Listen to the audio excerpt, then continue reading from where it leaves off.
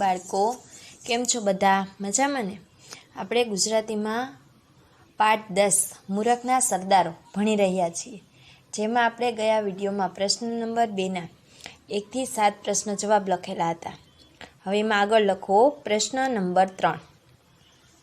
प्रश्न नंबर 3, नीचेना प्रश्नोना उत्तर 2-3 वाक्योमां लखो। नीचेना प्रश्नोना उत्तर 2-3 वाक्योमां लखो। लखो एमां प्रश्न नंबर 1, घोड़े सवारे घासनो भारो पोताना माथे केम मूक्यो हतो? प्रश्नार्थ चिन्ह। लखो एमां जवाब करीने। घोड़े सवार मूरखनो सरदार हतो।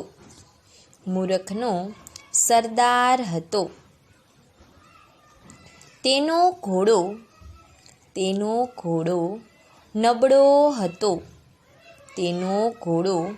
नबळो हतो। તેથી ઘાસના ભારાને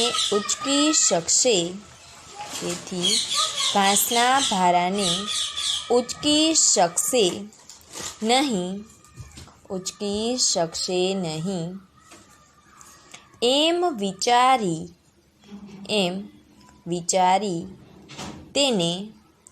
તેને ઘાસનો ભારો માથા પર મૂક્યો હતો।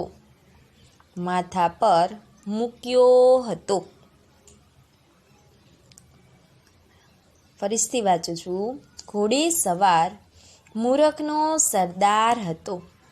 તેનો ઘોડો નબળો હતો, તેથી ઘાસના ભારાને ઉચકી શકશે નહીં એમ વિચારી તેણે ઘાસનો ભારો માથા પર મૂક્યો હતો।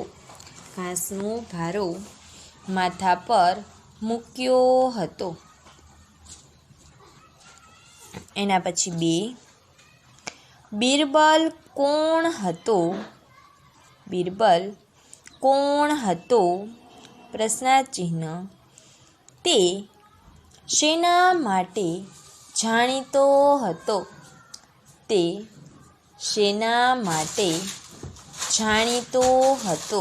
પ્રશ્નાર્થ ચિહ્ન। લખો જવાબ। બિરબલ અકબરના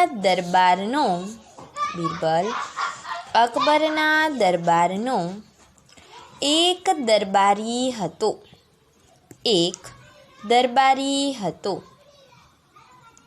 તેના બુદ્ધિ ચાતુર્ય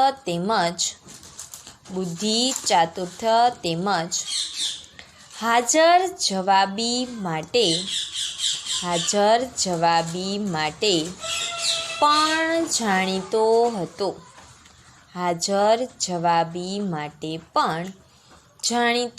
હતો। એના પછી 3, રેતીના ઢગલામાં હીરાની વીંટી શોધતો માણસ નિરાશ કેમ થયો? પ્રશ્નાર્થ ચિહ્ન। લખો એમાં જવાબ। રેતીના ઢગલામાં હીરાની વીંટી શોધતો માણસ નિરાશ થયો, કારણ કે રેતીમાં વીંટી દાટતી વખતે નિશાની તરીકે રાખેલું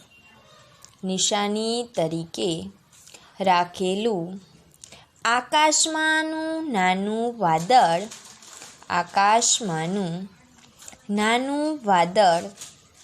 દેખાતું ન હતું અને વીંટી પણ દેખાતી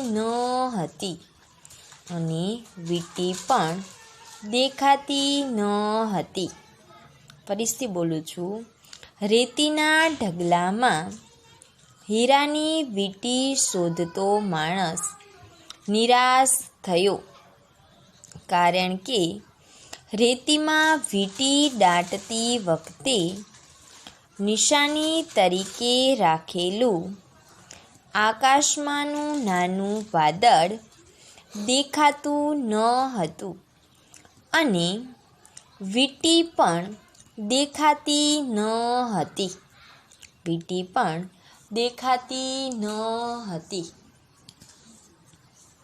આના પછી લખો પ્રશ્ન નંબર 4.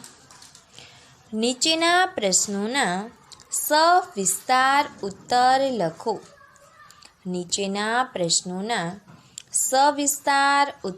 લખો. લખો એમાં પહેલું, ઘોડેસવાર કઈ રીતે મૂરખ હતો?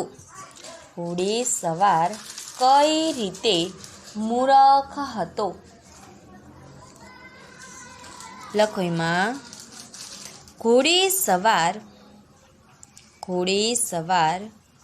ઘાસનો ભારો લઈ જતો હતો.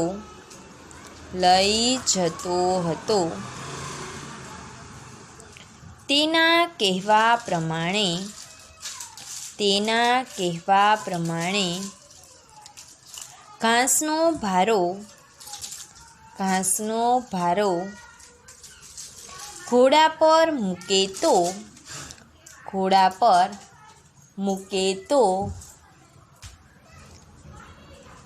એ બિચારો મરી જ જાય. એ મૂરખ હતો, કારણ કે ઘાસના ભારાનું વજન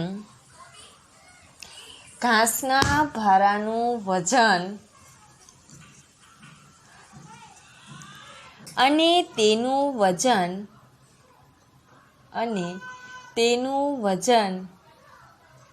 બંને ઘોડાએ જ ઊંચકવું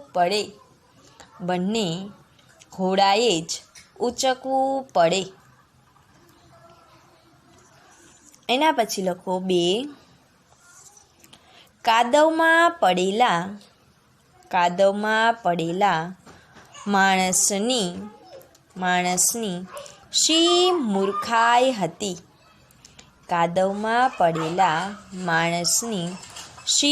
મૂર્ખાઈ હતી? પ્રશ્નાચિહ્ન.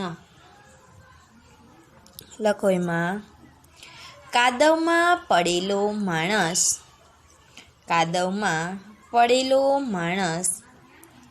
બે હાથ પહોળા કરીને કાદવમાં પડ્યો હતો. તે તેની મેળે ઊભો થઈ શકે તેમ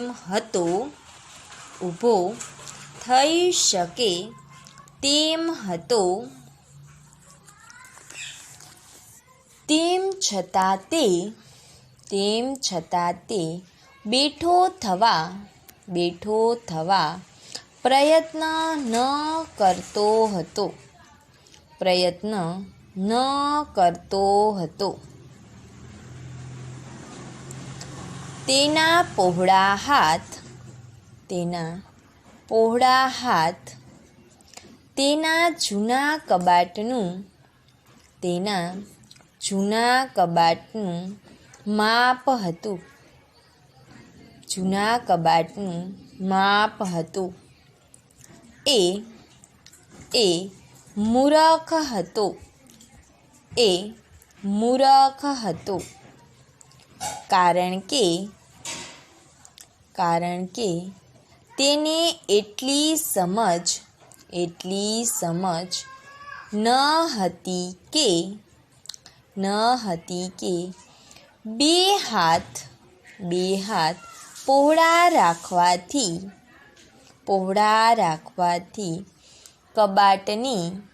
કબાટની સાચી પહોળાઈ જાણી શકાય નહીં, સાચી પહોળાઈ જાણી શકાય નહીં. એના પછી 3, સોનાની વીંટીવાળો, સોનાની વીંટીવાળો અને હીરાની વીંટીવાળો, હીરાની વીંટીવાળો, આ બંને માણસમાંથી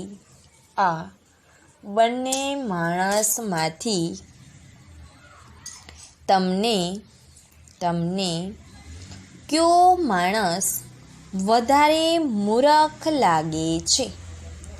કયો માણસ વધારે મૂરખ લાગે છે? પ્રશ્નાર્થ ચિહ્ન કેમ? લખો. આ બંને માણસમાંથી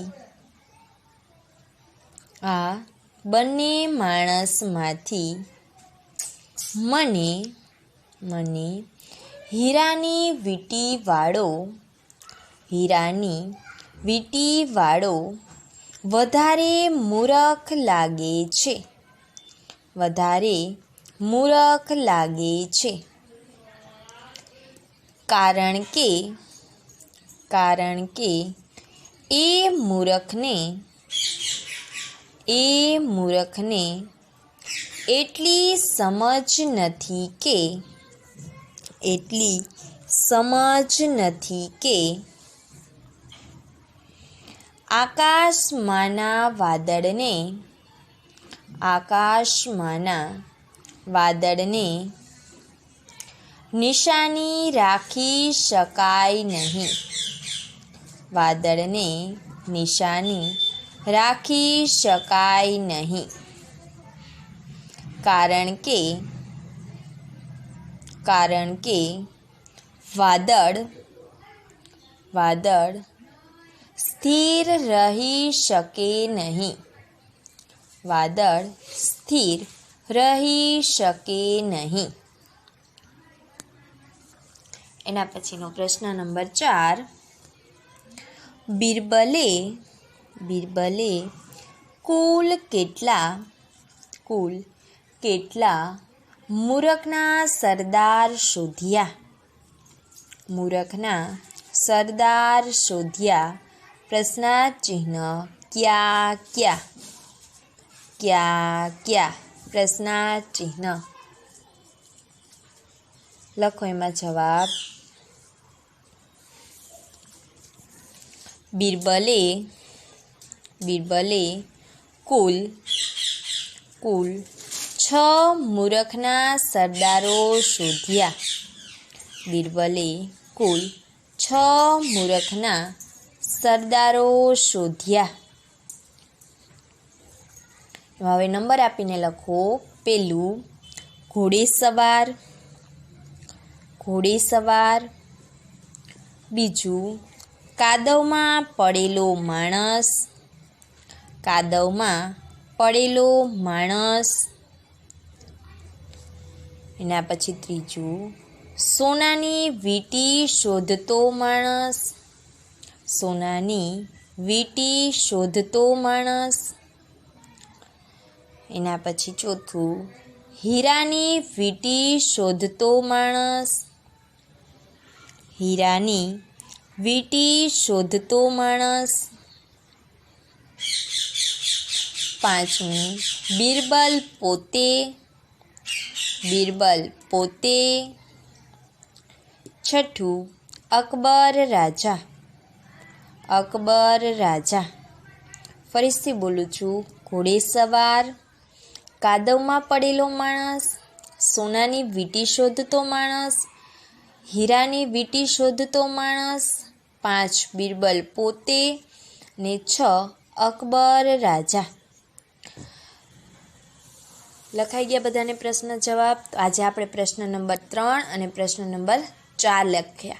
તો આ પ્રશ્ન નંબર 3ના 3 પ્રશ્ન જવાબ અને પ્રશ્ન નંબર 4ના 4 પ્રશ્ન જવાબ. બધાએ આ પ્રશ્ન જવાબ પાકા કરવાના છે, વાંચવાના છે અને યાદ પણ રાખવાના છે. ખાસ કરીને સવિસ્તાર ઉત્તર છે યાદ રાખશો તો તમને બધા પ્રશ્ન જવાબ યાદ રહી જશે. ત્યાં સુધી બધાને બાય બાય.